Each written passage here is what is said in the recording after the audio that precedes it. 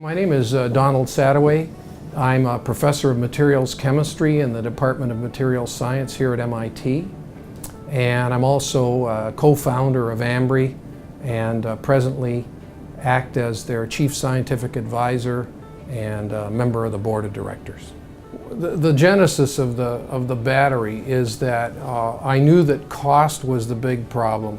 So cost had to be part of the solution right from day one.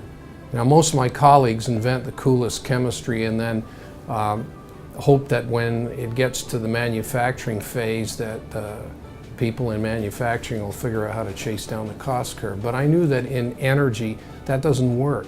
That the incumbents are not other batteries. The incumbents are hydrocarbons, and they're heavily subsidized and very heavily entrenched. And so if you're going to undercut oil, gas, coal, you're going to have to be doing something that is really, really inventive. I totally disregarded everything I knew about batteries because I knew that batteries weren't going to get me down to that price point.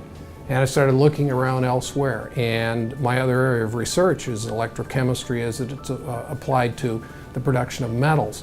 So I knew how electricity can be consumed in huge quantities to make metals like aluminum, magnesium, titanium, and whatnot.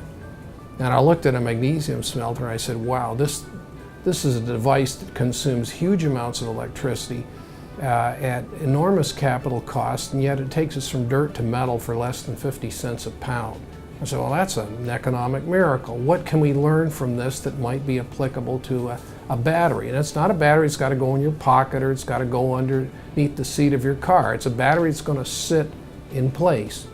And that was the genesis of the idea, to look at well, an aluminum smelter knows how to consume vast quantities of electricity. Can I teach an aluminum smelter how to store that electricity and give it back on demand? My name is David Bradwell. I am the co-founder and chief technology officer at Ambri, a company that I, along with Professor Donald Sadoway, spun out of MIT back in 2010. At Ambri, we believe in a lower cost, more resilient, and cleaner energy future. We are developing a large-scale energy storage technology for the electric power grid to support intermittent renewables like wind and solar, as well as just increase the resiliency of the grid overall.